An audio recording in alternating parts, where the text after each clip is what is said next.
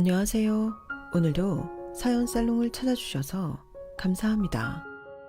저는 서울 강북구에 사는 30대 초반의 여성이에요. 저는 얼마 전 결혼한 지 1년도 안 돼서 이혼을 결심하고 갈라섰어요. 제 인생에서 저런 최악의 인간들은 처음 만나봤거든요. 그걸 결혼 전에는 몰랐다는 게 실수였지 뭐예요. 앞으로 살아갈 날이 지금까지 살아온 인생보다 더 길게 분명하잖아요. 그래서 제 삶을 위해 단호한 결심을 했어요. 이혼 말이에요. 요즘 결혼 연령이 예전보다 늦어졌다고 하잖아요. 그래서인지 친구들 중 제가 제일 먼저 결혼 선언을 했어요. 저더러 왜 이리 빨리 결혼하느냐고 말리던 친구도 있었죠. 하지만 저는 믿음직스러운 사람이 나타나면 언제든 결혼을 하겠다고 생각하고 있었어요. 남편은 성실하고 꼼꼼한 사람이었어요. 절약하는 게 몸에 뱄다던 남편은 연애할 때도 데이트 비용을 뭐든 똑같이 반반씩 쓰자고 했고, 그건 저도 좋았어요. 결혼하고 나서는 더 정확하게 계산을 했다는 게 문제라면 문제였어요. 같이 생활비를 쓰다 보면 한 사람이 더 쓸 수도 있잖아요. 공동 식자재나 물품 같은 건데도 제가 개인적으로 사용할 물건이 하나라도 더 들어가면 칼같이 다음 달에 돈 더 내라고 했어요. 상민 씨, 꼭 이렇게까지 해야 돼? 어차피 나중에 상민 씨가 쓸 수도 있는 거잖아. 내가 여자들 쓰는 비누를 왜 쓰냐? 나는 오이 비누 하나만 쓰는 거 몰라서 그거 샀어? 아니잖아. 경선이 네가 쓰고 싶은 거니까 샀지. 그럼 네가 돈 더 내야지. 처음에는 남편이 하는 말이 다 맞는 것 같아서 계속 휘둘렸고, 이런저런 계산을 하다 보면 늘 생활비는 제가 어느 정도 더 내는 꼴이 되고 말았어요. 그러다가 뒤늦게 남편 친구들 집들이를 하게 됐어요. 그것도 남편이 돈 들어간다고 짜증내며 미루고 미루다가 하게 된 건데, 나중에 카드 쓴 걸 보더니 막 화를 내더라고요. 야, 무슨 집들이에 돈이 이렇게 많이 들어가? 백화점 가서 장봐왔냐? 뭐 음식에 금이라도 넣었어? 8만 원, 9만 원, 6만 원. 이게 뭐냐 대체? 이럴 거면 그냥 배달시키지. 왜 집에서 요리를 했냐고. 요즘 물가 비싼 거 몰라? 나는 아껴서 산다고 샀는데 무슨 금이 들었다느니 그런 말이 왜 나와? 집들이에 누가 이렇게 돈을 써? 너 장 볼 줄 모르는 거 아니야? 아니, 그런 말이 어디 있어. 나도 세일 품목 사고 이것저것 고르고 재느라 애썼는데 너무하네. 한두 사람 온 것도 아니고 상민 씨가 한꺼번에 한다고 10명 넘게 불렀잖아. 그건 생각 안 해? 너 마트 가서 장 봤잖아. 이런 걸 마트에 가서 보면 어떡해? 재래시장 가야지. 그러면 더 쌀 거 아니야. 재래시장이 더 싼지 어떤지는 모르겠고 여기 시장이 어디 있는지도 모르잖아. 상민 씨는 알아? 알면 상민 씨가 장 봐오지 그랬어. 제 말에 할 말이 없어진 남편은 돈 많이 들어갔다며 며칠은 계속 투덜댔어요. 저는 나중에 듣기 지겨워질 정도였고요.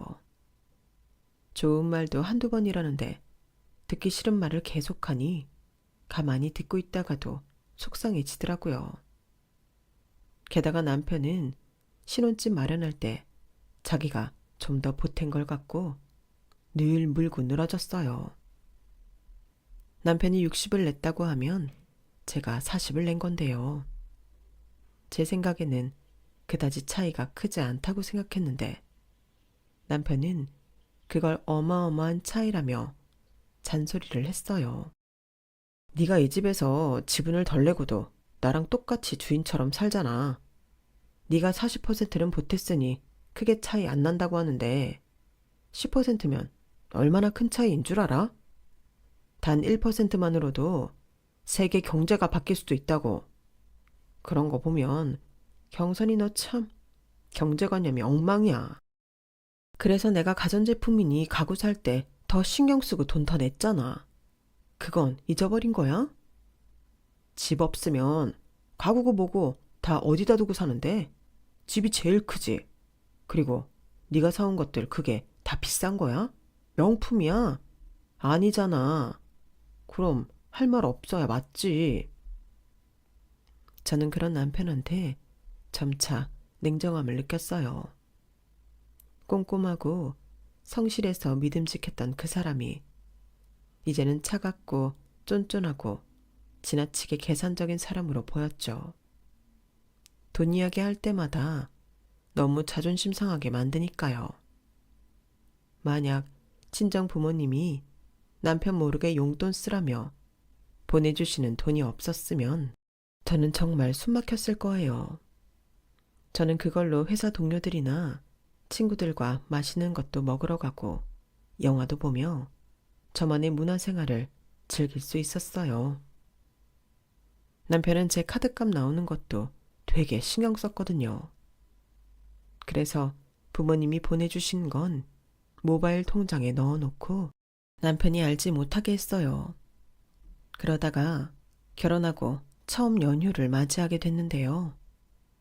명절이 아닌 주말을 낀 연휴였기 때문에 저는 당연히 남편하고 어디 놀러 가거나 편히 쉴 수 있을 것만 생각했어요. 안 그래도 결혼 전부터 첫 연휴는 둘이 편히 쉬자고 말을 했었거든요. 그런데 남편이 정말 뜻밖의 말을 하는 거였어요. 이번 연휴 때 엄마네 갈 거야. 그리고 하루 정도 가까운 데 나가서 바람 쐬고 맛있는 거 먹을 거니까 그거 예산 잘 짜봐. 뭐? 어머니한테 간다고? 왜? 왜라니? 그동안 바빠서 엄마 보러도 잘 못 갔는데. 이럴 때라도 가서 효도해야지. 경기도에 하루쯤 갔다 오자. 펜션 같은 거 알아봐. 돈 허투루 쓰지 않게 잘해라. 상민 씨, 결혼하고 첫 연휴 둘이 편히 쉬자고 했잖아. 근데 어머니랑 같이 지내자고 하니 당황스럽네. 그래, 둘이 편히 엄마한테 가서 쉬는 거 좋잖아. 왜? 너 우리 집 가기 싫어? 더도 며느리라고 시댁 어머니 시자들 싫다 이거냐? 편하지 않은 건 사실이지. 상민 씨나 편히 쉬지. 내가 거기 가서 편히 쉬겠어? 참네. 네가 마음먹기에 달린 일이야. 우리 엄마를 남이라고 생각하니까 그러는 거겠지. 그러지 말고 네가 편하게 받아들여봐. 아무튼 계획 잘 짜라. 이건 뭐 명령도 이런 명령이 없었죠. 게다가 시어머니는 안 먹는 것도 많고 까다로운 분이셔서 어떤 휴가가 될지 너무 훤히 보이더라고요. 저는 다시 한번 남편한테 이야기해 보았어요. 나는 첫 연휴 둘이 편히 쉬자고 할 때 말 그대로 정말 상민 씨랑 나 둘이서만 오붓하게 쉬는 걸로 알았어. 내 입장에서는 어머니 계신 데에서 편히 쉴 수 없지. 이건 남이다 아니다 그런 게 아니라 결혼하고 얼마 안 돼서 시어머니랑 있을 때 편한 게 더 이상하지 않아? 나도 정말 편하게 쉬고 싶어. 근데 결혼하고 첫 연휴를 우리끼리만 보낸다고 해봐. 혼자 계신 엄마가 얼마나 섭섭하시겠어. 그래, 그럼 기분이다. 연휴 동안 쓰는 돈은 다 내가 낼 테니까 너는 그냥 따라만 와. 그럼 됐지? 이게 돈 문제가 아닌데 남편이 내 뜻을 몰라주고 엉뚱한 소리만 하더군요. 더 이상 말도 통하지 않아 답답함을 아는 채 시어머니한테 전화해서 어디 가고 싶은 데가 있는지 물어봤어요. 예, 근데 그거 꼭 경기도로 가야 되는 거니? 요새 해외여행도 다시 갈 수 있다는데 동남아라도 가자. 내 친구들도 요즘 다 베트남 가고 그러던데 우리도 가자. 꼭 아이처럼 조르는 시어머니의 말에 저는 당황했어요. 연휴까지 시간이 얼마 남지도 않았는데 해외여행이라뇨. 4일 연휴였지만 남편과 제가 연차로 하루씩 더 붙여 5일 쉬는 동안 베트남에 갔다 오면 바로 출근해야 되겠더라고요. 정말 제가 쉴 날은 하루도 없게 된 거죠. 그래도 남편 같은 짠돌이가 계획에 없던 베트남 여행을 갈 리가 없다고 생각한 저는 시어머니 말을 전했어요. 당연히 안 된다고 할 줄 알면서요. 그런데 남편은 순순히 자기 카드를 주며 이러더라고요. 그럼 얼른 예약해야겠네. 비행기 없으면 비싼 거라도 알아봐. 호텔도 잘 알아보고. 상민 씨, 괜찮아? 이렇게 따로따로 예약하면 돈 더 많이 들 수도 있어. 그리고 해외여행이야. 알고 있어. 누가 뭐래?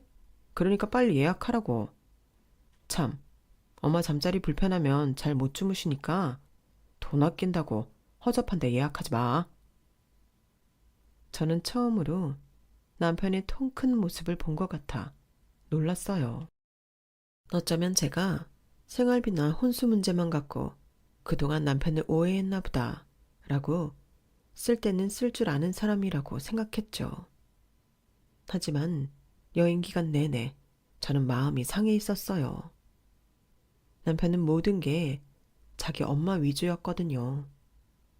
남편은 시어머니 가고 싶은 데만 검색해와서 첫날부터 돌아다니는데 저는 완전 짐꾼이었어요. 두 사람은 앞서서 팔짱 끼고 손잡고 신나서 돌아다니고 저는 뒤에서 쇼핑백 들고 시어머니 짐 들고 따라다니기만 했거든요. 제가 가고 싶었던 데는 가보지도 못했고 음식도 시어머니 먹고 싶은 거 위주로 시켰기 때문에 저는 정말 하나도 즐겁지 않았어요. 식당에서 제가 먹고 싶은 걸 주문하려고 하면 시어머니가 자기는 그런 거 못 먹는다며 인상부터 찌푸리곤 했어요. 각자 자기가 먹고 싶은 걸 시키면 되는데 시어머니는 제가 주문한 음식에 손도 대지 않으면서도 자기가 마음에 들지 않는 건 테이블에 놓지도 못하게 한 거죠. 그러니 제가 기분 좋을 리가 없잖아요. 시어머니는 그런 저를 보고 핀잔을 했어요. 예, 너는 왜 그렇게 우거지상이니? 사람이 이런 좋은 데에 왔으면 빵긋빵긋 웃고 즐겨야지. 너 그렇게 찡그리고 있으면 오던 복도 달아나는 법이야. 아, 젊은 애가 왜 저러나 몰라. 그건 아니고 좀 피곤해서 그래요. 젊은 애가 뭘 했다고 피곤해. 몸까지 약한 거야? 그렇게는 안 봤는데. 그래서 우리 상민이 뒷바라지 잘 하겠니? 매일 운동도 하고 체력 좀 키워. 그런 건 알아서 해야지. 무슨 말을 해도 저한테 돌아오는 말은 부정적인 거라 저는 더 이상 아무 말도 하지 않았어요. 남편은 제 생각은 눈꼽만큼도 하지 않고 자기 엄마 사줄 선물만 고르느라 정신이 없더라고요. 면세점에 가서도 자기 갖고 싶은 거랑 시어머니 있을 것만 고르는데 저는 진짜 이 집에서 뭔가 싶더군요.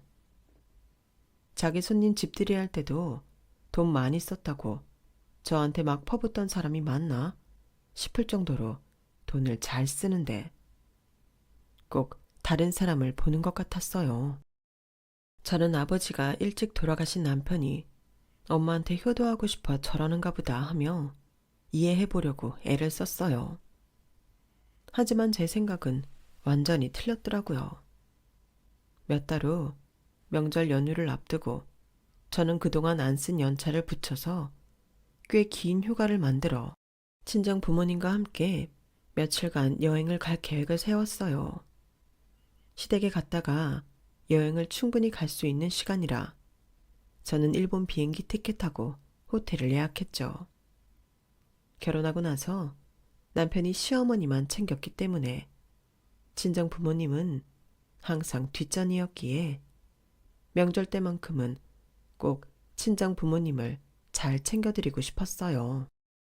결혼하고 첫 연휴에 시어머니와 동남아 여행을 가느라 친정에 가보지도 못했던 것도 마음이 쓰였고요. 그런데 남편은 시어머니와 여행을 갈 때와는 완전 다른 반응을 보이더라고요. 무슨 일본이야? 그럼 우리 엄마는 시댁에 갈 시간 되니까 그건 걱정하지 마. 근데 상민 씨 같이 갈 거야? 그 돈은 다 경선이 네가 내는 거야? 그런다고 했잖아. 그러니까 상민 씨 갈 건지만 말해. 남편은 아무 말도 안 하고 가만히 있더라고요. 그래서 저는 생각하느라 저러나 보다 싶었어요. 한편으로는 섭섭하기도 했고요. 저는 시어머니 모시고 동남아 여행 가는 걸 당연히 여기면서 남편은 친정 부모님과 여행 가는 걸 꺼려 했으니까요. 그런데 다음날 퇴근하고 온 남편이 이런 말을 하는 거였어요. 그때 일본 여행 못 가. 엄마가 우리랑 가려고 부산에 숙소 예약해놨대. 그러니까 그건 취소해. 뭐? 싫어. 나도 이 여행 가려고 준비 많이 했다고. 엄마 아빠도 기대하고 계신데 그걸 시어머니 때문에 못 간다고 하라고? 난 그렇게 못해. 저번에 어머니랑 같이 베트남 갔다 왔잖아.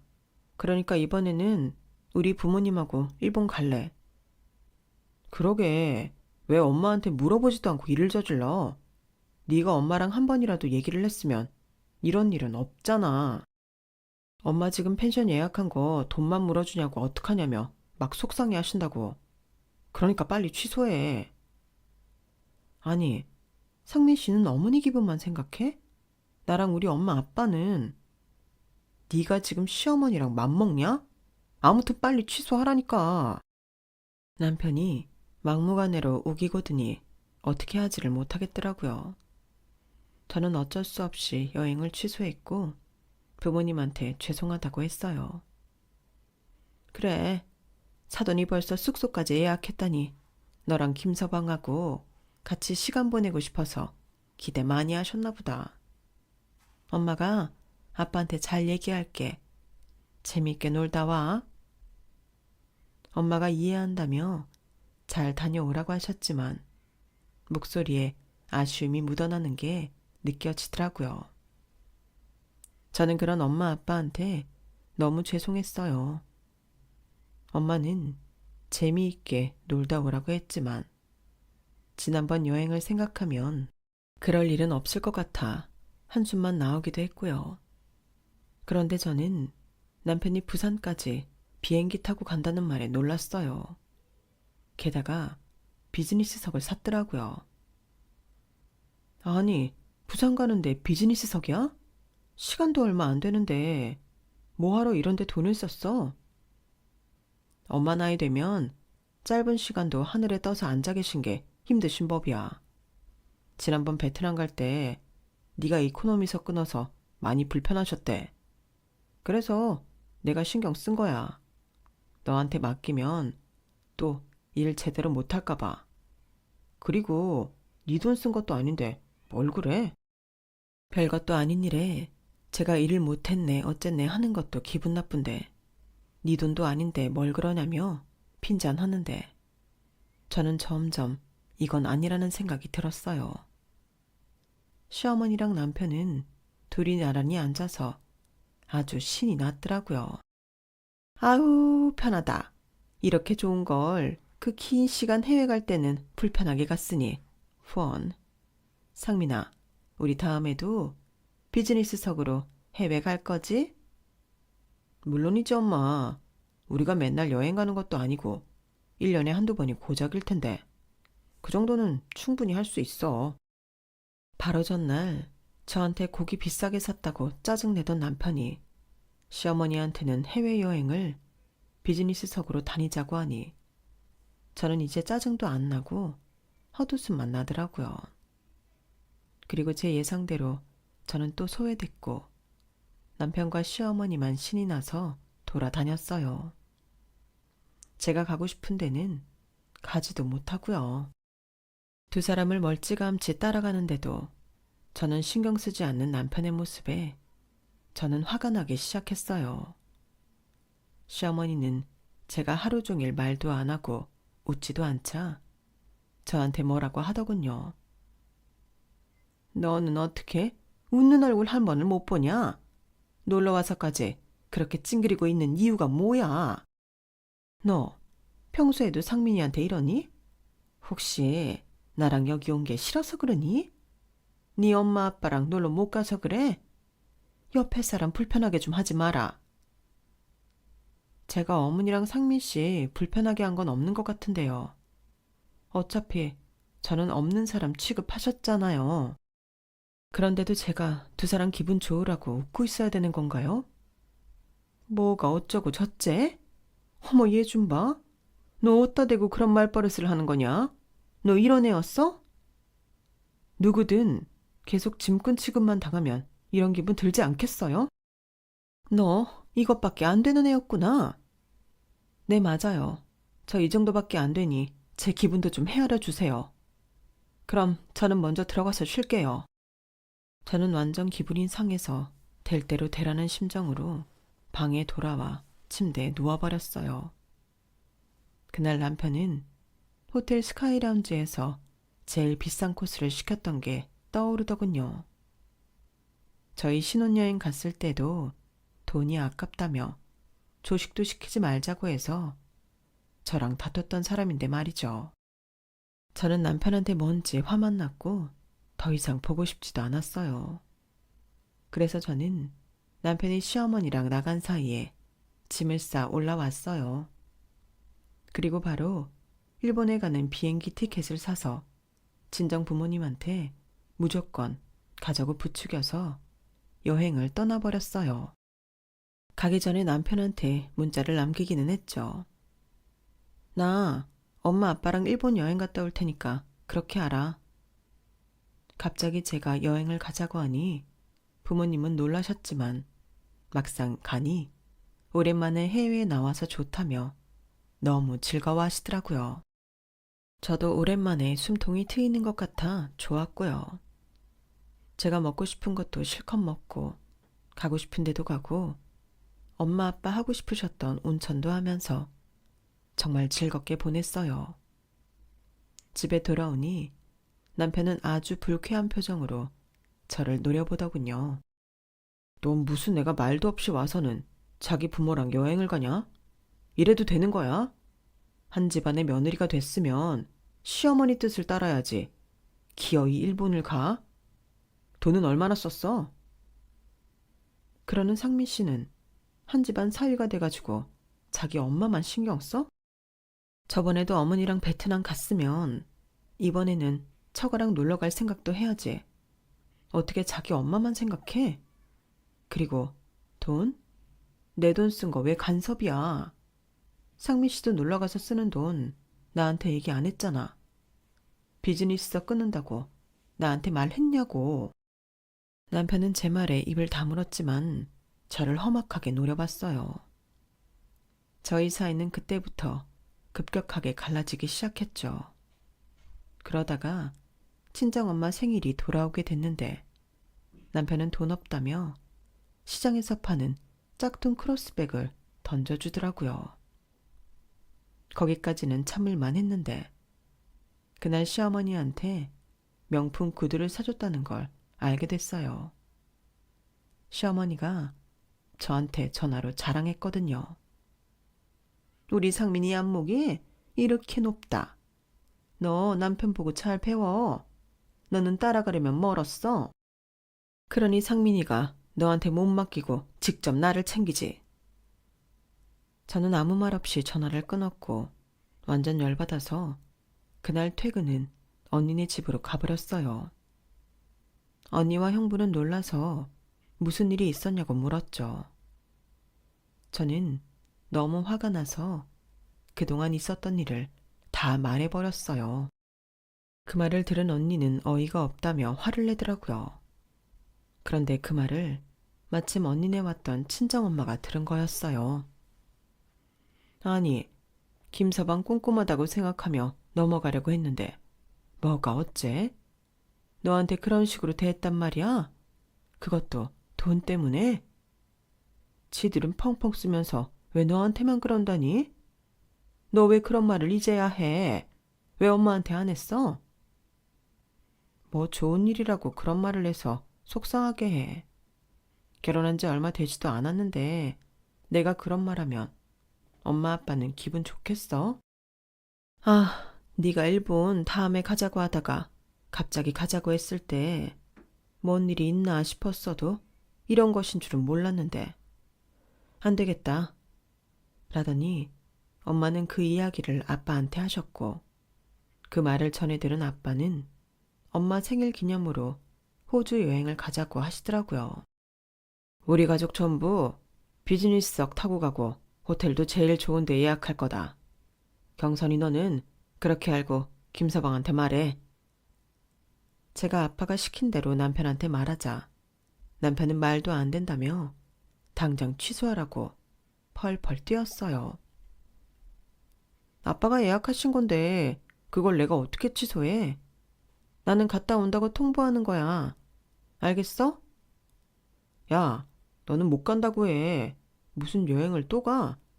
네가 그러고도 가정주부야? 넌 안 된다고 해. 싫어. 언니랑 형부도 가는데 왜 나만 안 가? 그리고 내가 무슨 여행을 그렇게 많이 갔다고 그래. 상민 씨랑 어머니랑 같이 간 거? 그게 무슨 내 여행이야. 짐꾼으로 간 건데. 그건 쉬는 것도 노는 것도 아니잖아. 그러니까 나도 편하게 놀다 올 거라고. 너 카드 내놓고 가. 우리 집에 들어갈 돈으로 여행 가서 쓰는 거 난 용납 못하니까. 장인어른 돈으로 다 쓸 수 있으면 가고 아니면 가지 마. 상민 씨가 뭔데 가라 말아야. 상민 씨는 여행 가서 어머니한테 쓴 거 월급에서 안 까? 그것도 다 집에 들어갈 돈. 카드값에 꼬라박고 있으면서 왜 나한테만 그래? 진짜 말 같은 소리를 해야 들어주든지 말든지 하지. 뭐가 어쩌고 저째? 꼬라박아? 넌 내가 돈 쓰는 게 그렇게 눈꼴 시려? 내가 그 정도 돈도 못 써? 그럼 난 왜 못 써? 내가 돈 쓰는 거 눈꼴 싫어하면서 상민 씨한테만 말 못하게 하잖아. 그리고 내가 뭐 이 집에 댁들 뒤치다거리만 하려고 들어왔어? 왜 사람을 짐꾼 취급하는 건데? 내가 하녀야? 제가 소리를 버럭 지르자 남편은 움찔했지만 물러서지 않았어요. 그리고 다음 날 남편은 저보고 각서를 쓰라더군요. 카드 맡겨놓고 가고 여행 가서 절대 제 사비를 쓰지 않겠다는 각서였어요. 싫어. 내가 이런 각서를 왜 써? 나는 못해. 그러자 남편은 열받아서 시댁으로 가버렸고 시어머니가 회사까지 저를 찾아왔어요. 네가 인성이 덜 됐다는 건 지난번에 알아봤지만 이 정도라고는 꿈에도 생각 못했다. 너 결혼해서 지금까지 내 아들 뭘 그렇게 편하게 해줬다고? 그깟 각서 하나를 못 써주냐? 제가 왜 각서를 써요? 제가 뭐 상민 씨한테 빚이라도 졌나요? 저도 일하면서 제 돈 버는데 그건 말이 안 되죠. 그럴 거면 너 결혼할 때 혼수 제대로 해왔어야지. 집값도 40%밖에 안 보태고 집에 들인 물건들도 다 그저 그런 거면서 우리 상민이랑 똑같은 대우받고 살려고 하면 되니? 혼수가 마음에 안 들었으면 그때 얘기했어야죠. 그리고 혼수 그 정도면 잘한 거라고 다들 그러던데요. 너는 어떻게 시어머니 말하는 걸 이렇게 일일이 따지고 대드냐? 이러니 상민이가 살이 못 찌지. 너처럼 피곤한 애랑 사니까.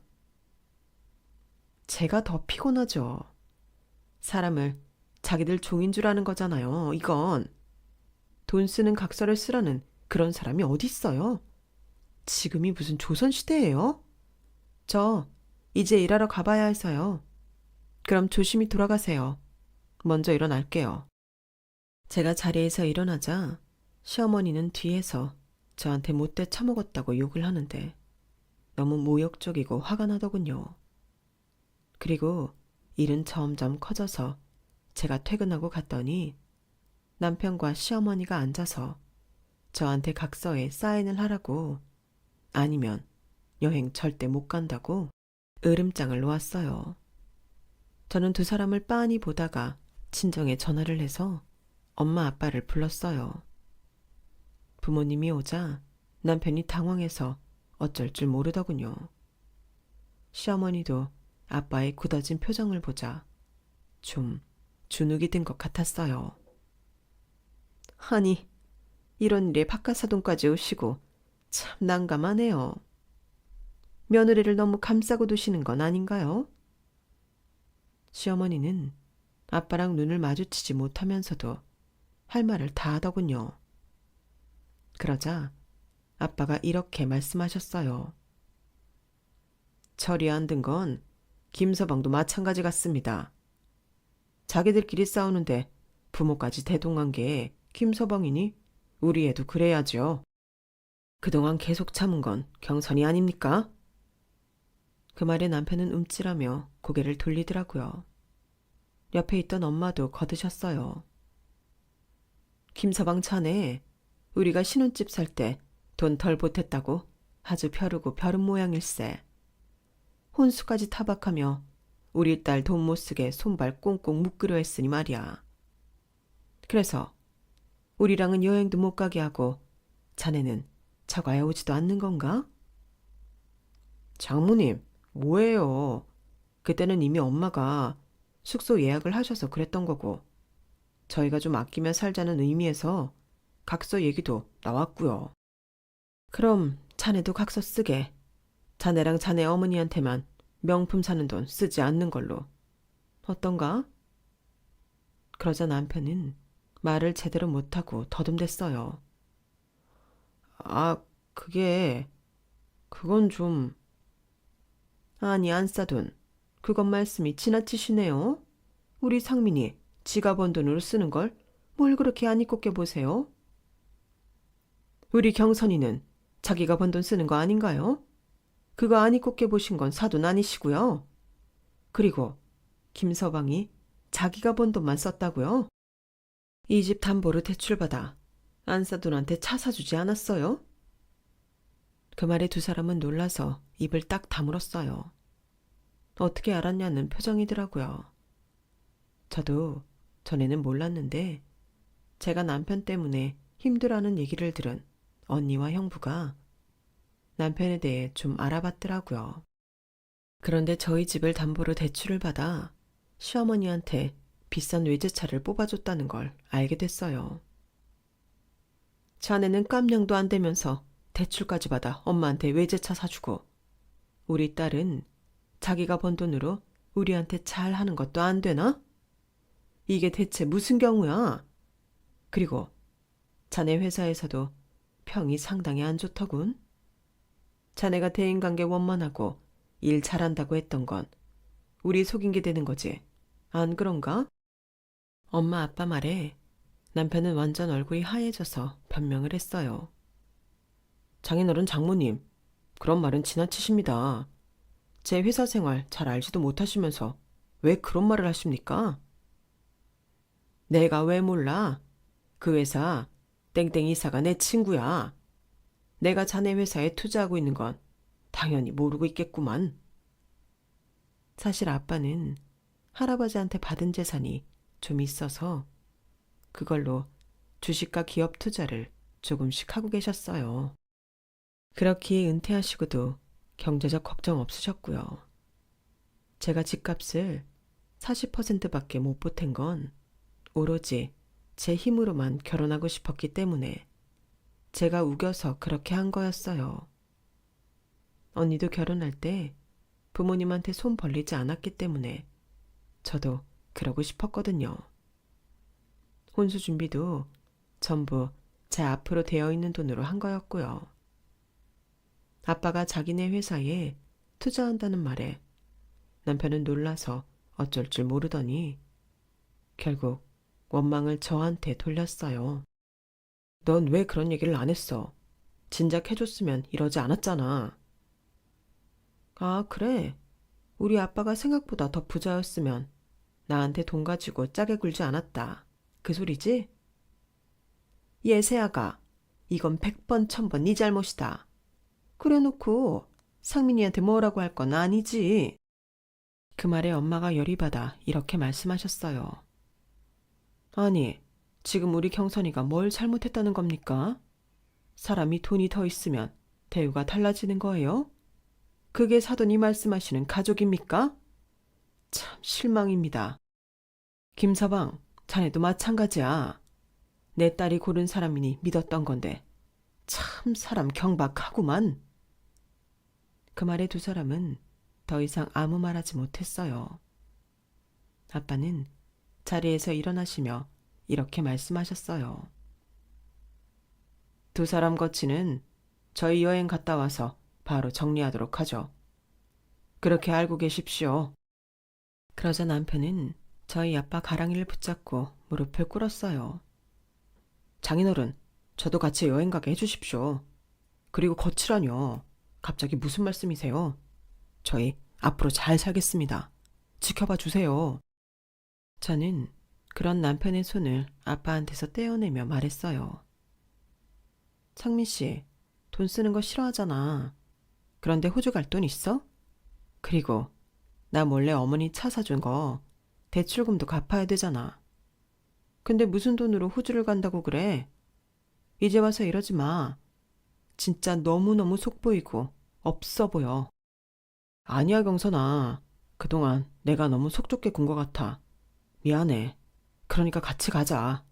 제가 장인 장모님 모실게요. 네? 장인어른. 나는 자네 성실하고 꼼꼼하다는 경선이 말에 결혼 허락했어. 그런데 감히 내 딸을 진꾼 취급하고 그깟 실혼집 돈 덜 보탰다고 사람 자존심을 이렇게까지 짓밟아? 나는 그런 놈 사위로 취급 안 하네. 그러자 이번에는 시어머니도 허리를 깊게 숙이며 잘못했다고 하더군요. 사돈, 정말 죄송했습니다. 우리 상민이 예쁘게 봐주세요. 저희가 정말 잘못했어요. 아니, 제가 잘못했어요.